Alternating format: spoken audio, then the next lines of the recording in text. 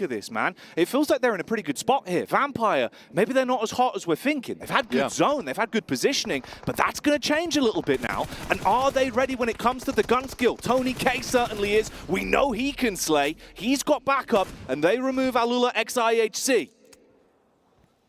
Fortunately for PMWCxEWC, they just had the right approach to the game, but it was just going away from them so much. And that low ground that was supported them so much in the early game to give them that time to get in actually becomes the death sentence. You talk about low ground. Look who's just down there. Still alive, still kicking. The last man for Tongji Bao. We said it so long ago. Like, his only mindset was, I'm just going to avoid all of this. Bro, he could stay in the circle. Yeah, he's living his movie. He could literally, this could be a second place for Tongji Bao in 5th right now, looking to jump up. Those 6 points will be gorgeous for him. Nade goes to the top from Tony K, who has been consistently the best player on Vampires at the moment. But it's Boom with a 12 elim game so far, looking to shoot up the rankings, up to 4th place right now. All of Tongji Bao have got their fingers crossed that this fight between both teams turns into a bit of a messy battle.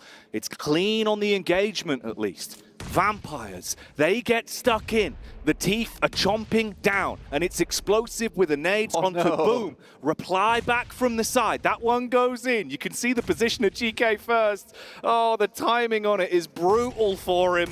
He's thrown to the wayside by the play zone, and now it turns into the meat and potatoes action then. What can we do here, Vampires? Can you win out on this one? Show that championship mentality as Boom are bringing the damage to you. The DBS unloads on the first. Peek up for the reply from Yummy, but that one ain't delicious. And there is the final move. Boom, shut it down in the end. Walk away as they withstand the test of Vampires. A great explosion onto the leaderboard as well. A 3rd place secured. And guess what, Jackie? So lethal. Biding their time. Knowing that these fights are erupting, but thinking about the big finish. Tony K, stoned. Both of them looking really impactful with some of the plays that have been made over the course of the tournament. For now, it's a little bit slower. The flow of action was ramping up with the utility usage, but you know you're down to your last few bits. You don't want to overcommit with them. Use them when it matters most. Get those clean engagements off where you set yourself up for a cleaner firefight. Talon still lurking towards the backside, but your timing on that is going to be limited. Everyone will be forced to brawl as the zone comes in. Stage 9 now, this game has gone all the way. The high ground, literally playing King of the Hill at the moment as two teams try to aggress over towards that position. Vampire is going to open with the Molotov.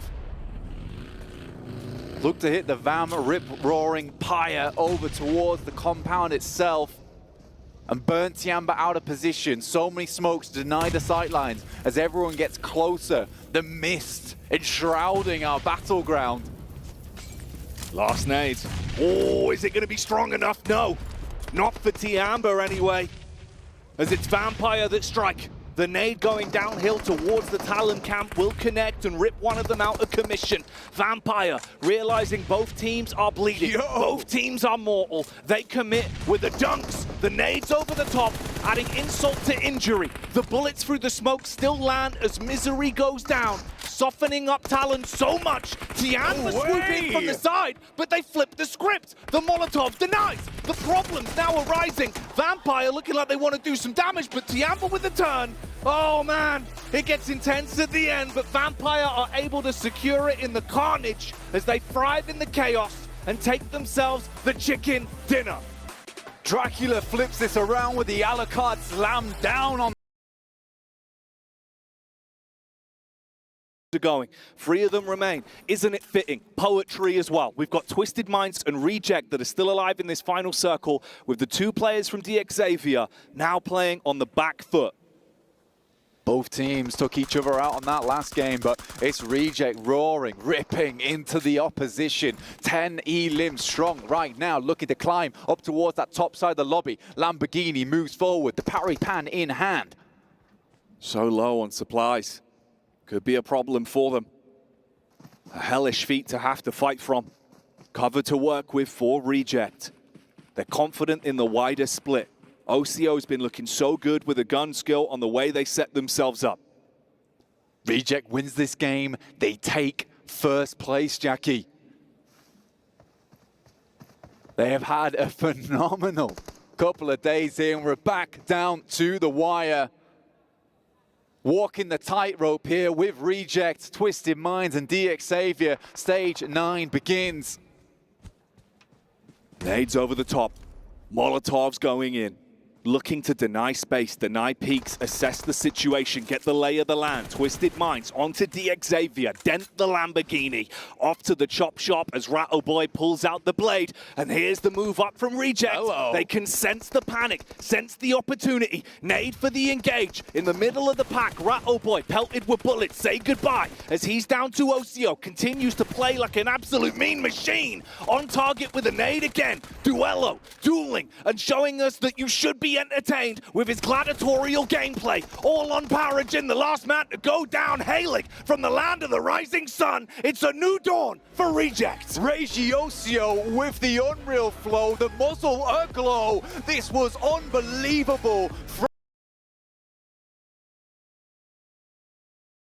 But again, it's going to be with very, very low eliminations. And that just goes to show you like just how powerful that elimination count is, because Team Reject, when they get an opportunity like this, I guarantee you if this was Team Reject right here, they would have already been out of these buildings hunting down everybody.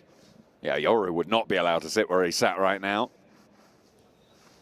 It's kind of surprising because this is a different Alpha 7 coming into this tournament. It has been a little bit up and down. We have seen some misplaced footsteps from them so far today.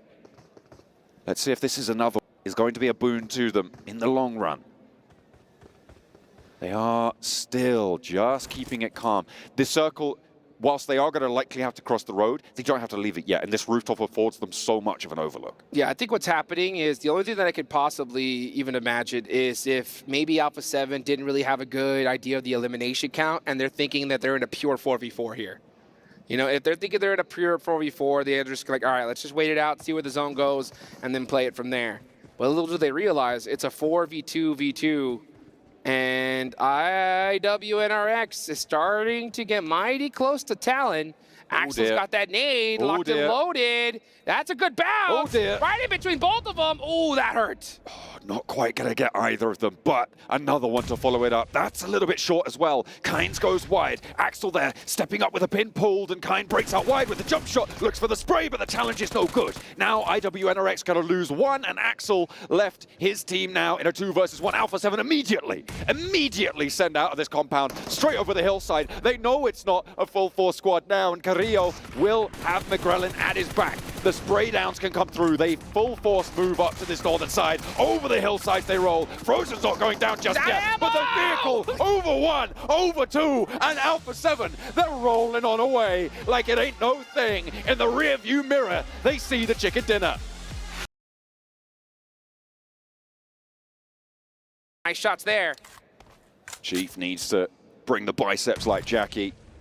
Curling up against the side of this cliff face, trying to lift DXavier out the way. This is dirty though for 4MV in the middle. Apex, he's still alive. Apex making it happen there for 4MV, and they definitely need it. Yeah, I mean, they're down in 14th place, so they need to steal as many points as they can. Chief's got that DBS locked and loaded. He is waiting, saying, come to me, because he's looking to get up close and personal. It's stage 9, folks. The zone is closing into nothing. Apex is dead center of this, so he definitely has a huge chance to make something happen. It's anybody's game. Except Chief. Chief is in a tough spot. It's a 2v1v1, right? At the moment, Crawl. DXavier with 2, but they're so focused downhill. They can just ignore that, right? They just need to take a back step, watch for the peek out. I think that's what Shadows is doing. They know that Chief is going to get displaced by this blue zone. But Apex is a major threat here, unless they know exactly where he is. He doesn't have any nades. He doesn't have any smokes.